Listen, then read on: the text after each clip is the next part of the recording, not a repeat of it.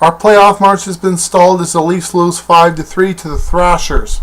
Our playoff march continues!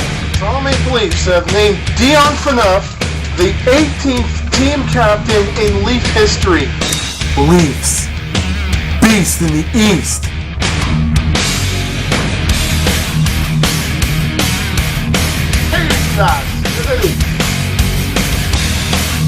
And the Leafs are rocking it out in the Music City. Oh man, that was great.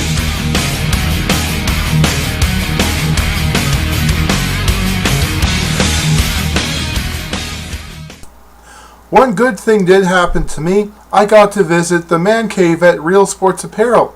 I even got to meet the guy who dwells inside the man cave and got interviewed by Leafs TV's own Gail Gabrielle, who also works at Real Sports, in which I am hoping that the interview will appear on this week's episode of Leaf Space.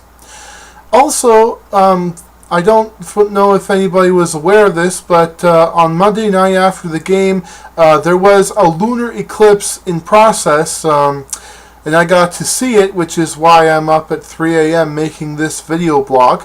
Now on to the Atlanta game. First period, things didn't go so well for the Leafs as Modine scores 3 minutes into the first period. Yeah, the former Leaf, making it 1-0 for the Atlanta Thrashers. Colton Orr is later penalized for tripping, and Enstrom scores to make it 2-0 for the Thrashers.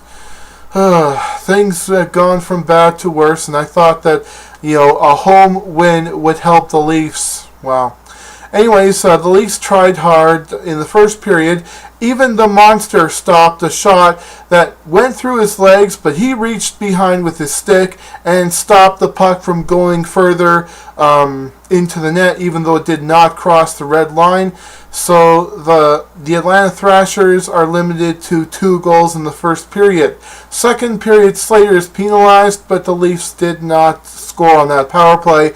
The Leafs tried hard, though, but when Byfuglien is penalized, John Mitchell scores to make it 2-1 for the Thrashers, his first goal of the year, and Caberlet's 500th career point. Congratulations, Thomas. You earned that 500th career point. Good. And MacArthur is hurt in a tangle with Stewart, and Evander Kane is penalized, but nothing came of that. And Modine scores again to make it 3-1 for the Thrashers. Well, this pretty much ended any hope of a Leaf comeback at the moment. Going into the third period, Stewart scores to make it 4-1 for the Thrashers, and then Enstrom scores again to make it 5-1.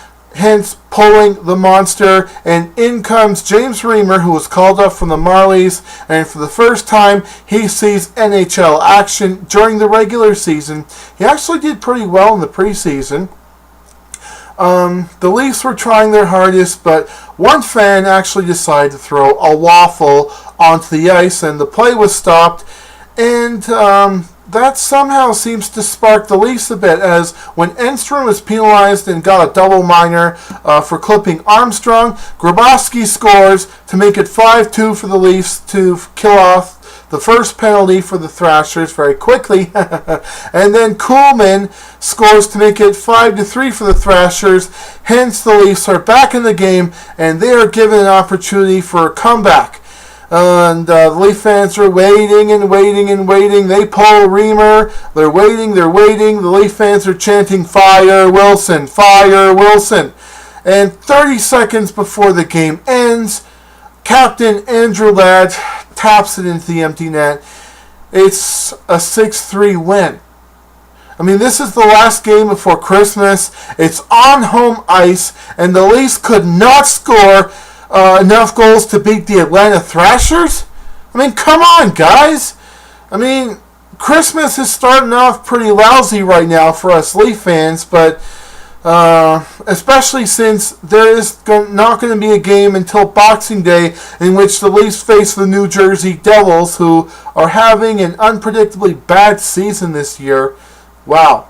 It looks like Martin Brodeur is going to retire. But anyways, I should also mention that the Leafs have a blue man guy in the crowd to taunt the guys in the penalty box for the other team. And I guess they kind of adopted the idea from Vancouver.